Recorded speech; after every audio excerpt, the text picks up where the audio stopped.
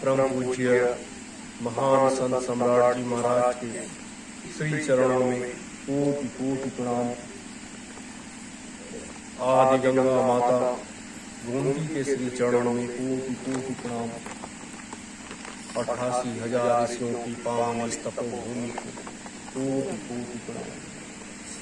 सतयुग तीर्थ की पावन धरा पर उपस्थित मेरे धर्म प्रेमी गुरु भाई बहनों, माताओं, बच्चे और बच्चियों, आप सभी को सादर सत्यों जय। आज हम आप सब इस सतयुग तीर्थ की पावन धरा पर शांत वेला के राजनीतिक और इस आध्यात्मिक सभा में बैठे हुए हैं। आज पूर्णिमासी की तिथि है। सुबह अपने सभी ने मिलकर के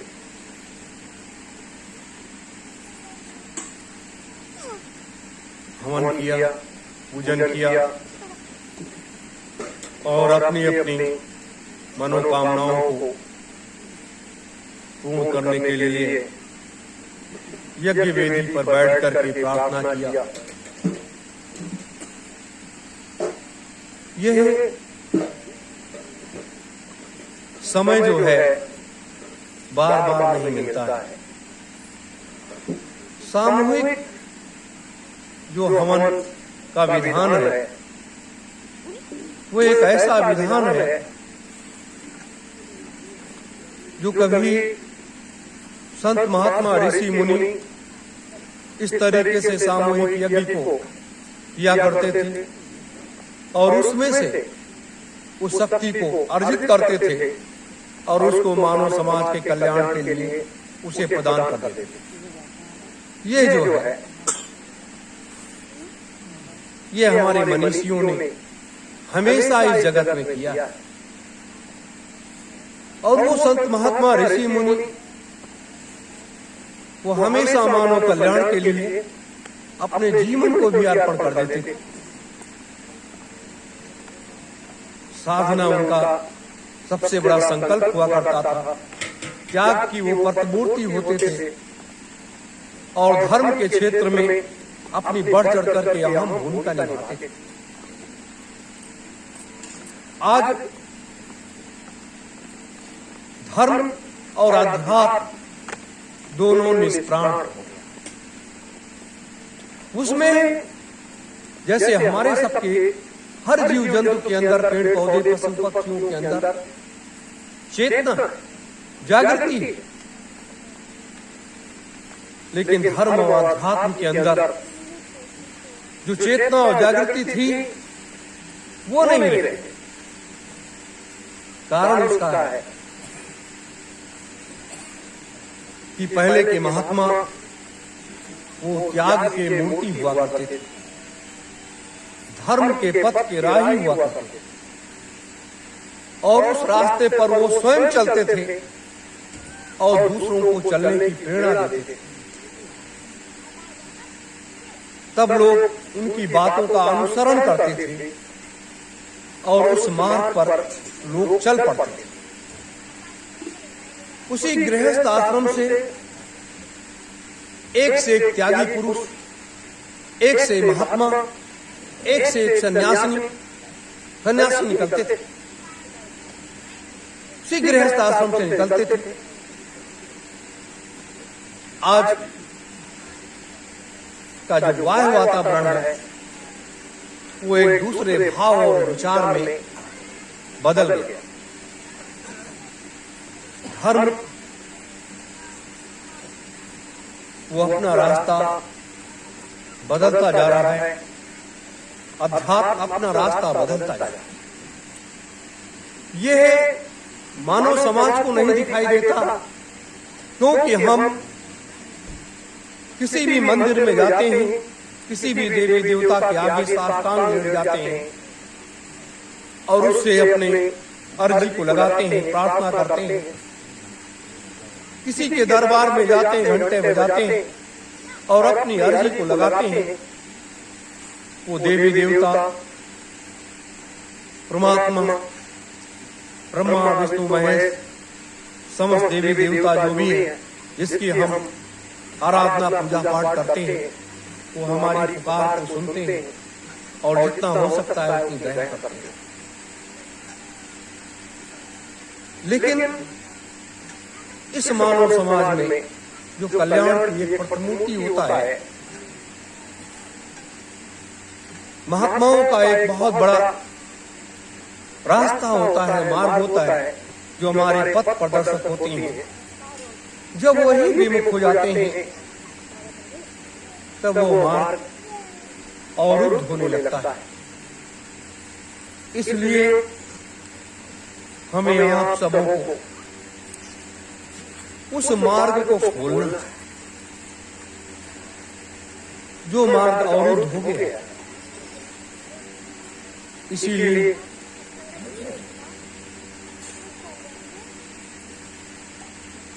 माता पूर्णिमा के गोद में बैठ करके उनके श्री चरणों को स्पर्श करके उनसे शक्ति के उस बीज मंत्र को प्राप्त करने का जो ये प्रयास अपने लोगों ने किया है, अगर सबका भाव इसी तरीके से जागृत रहा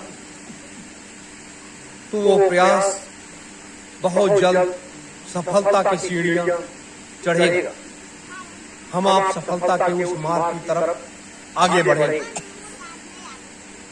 ये हम आप ये न सोचें कि यज्ञ की वेदी पर हम आप बैठ गए, यज्ञ कुंड में लकड़ियां अपने लोगों ने लगाई, साकल्य अपने लोगों ने डाला, मंत्रों का उच्चारण दूसरे लोगों ने किया, वो मंत्रों का उच्चारण हमारे कान में पड़ा और हम आप सब इतने तक ही देख पाते हैं उसमें उठती हुई ज्योति, उसमें से निकलता हुआ धुआं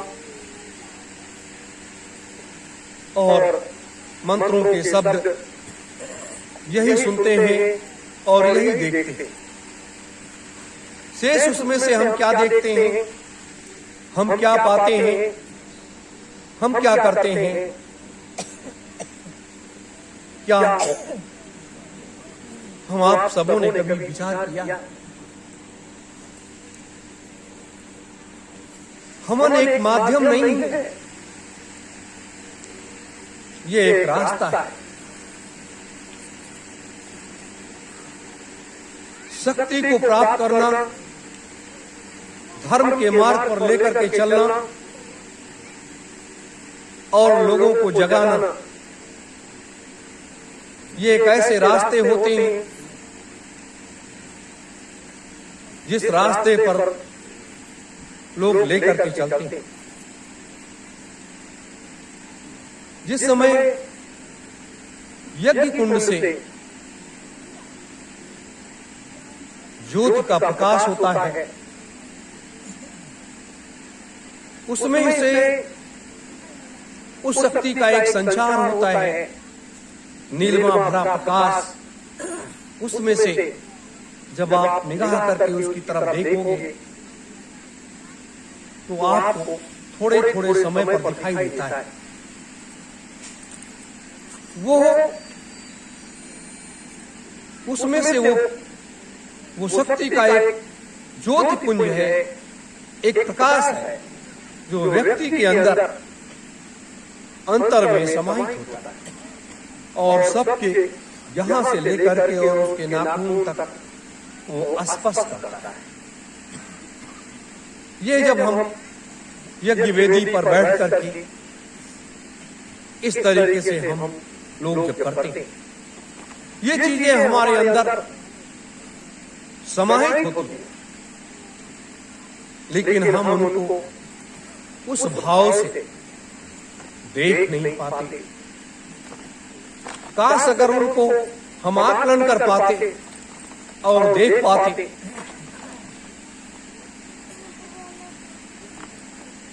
तब आपको ये लगता कि एक तो ये बहुत बड़ा चमत्कार, ये एक बहुत बड़ा चमत्कार है। मेरे धर्म प्रेमी गुरु भाई बहन,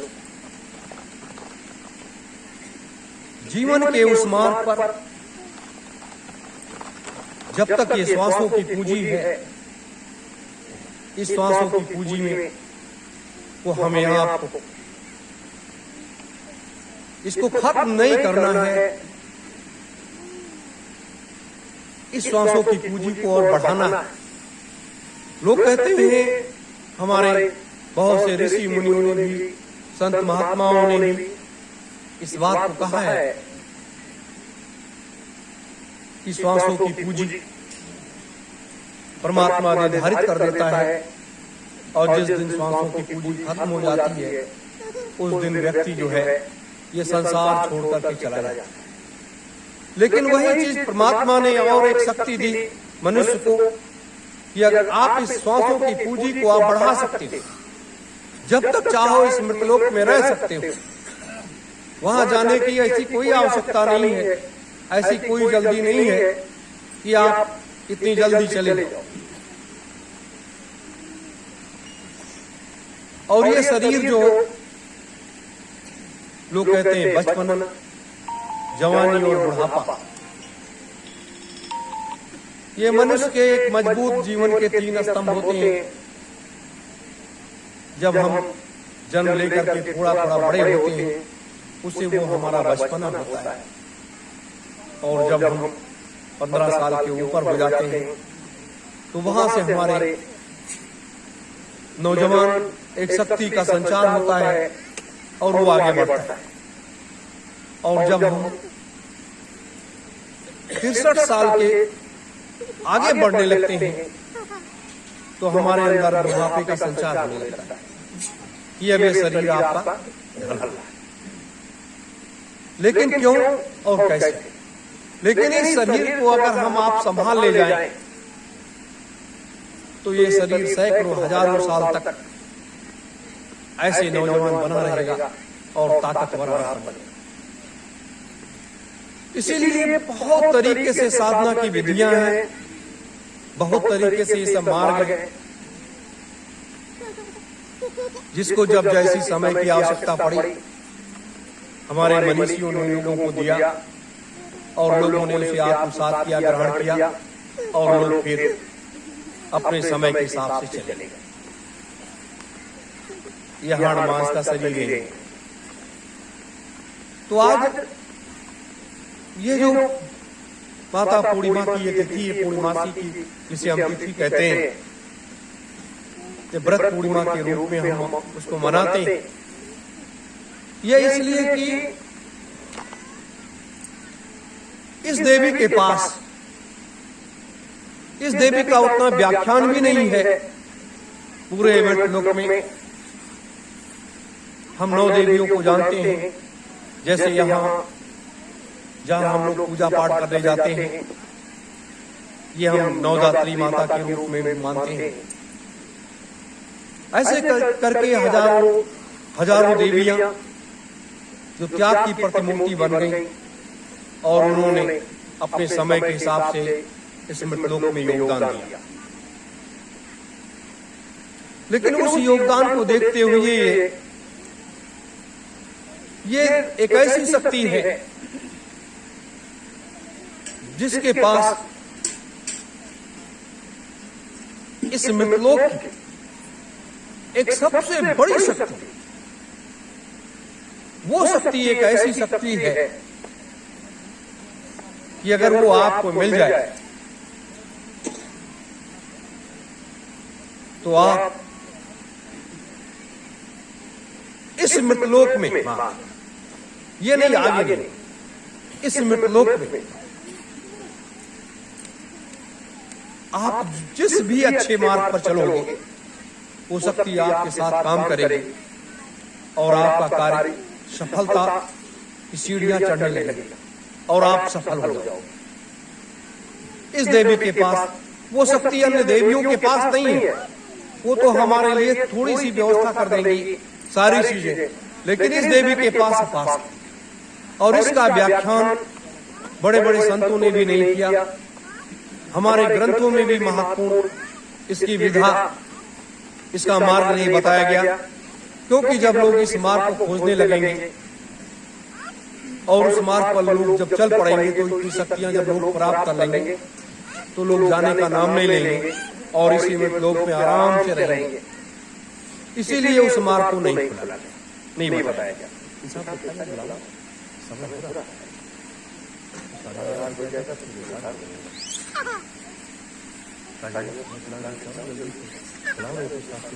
पानी वाले तो ये भैया गुनगुना पानी। तो ये मैं इसलिए आपको बता रहा हूं कि ये इस शक्ति को प्राप्त करना है। इस शक्ति को सबको, मैं अपने लिए नहीं कहता, हम भी, आप भी, सब लोग अगर जीवन को धन्य बनाना है, इस मृतलोक में आने का जो एक मार्ग तय हुआ है, मात्र इस मृतलोक में हम आप कहीं भी जन्म लिए, कहीं भी पले बड़े, कहीं भी हुए, घर गृहस्थी में लग गए, लेकिन घर गृहस्थी ये एक अपनी महत्वपूर्ण जिम्मेदारी है और इस जिम्मेदारी के अलावा भी आगे का एक मार्ग है, आगे का एक रास्ता है। तो इसको हमें आपको सबको तय करना है। मेरे प्रेमीजनों, इसलिए ये हर महीने इसलिए निश्चित किया गया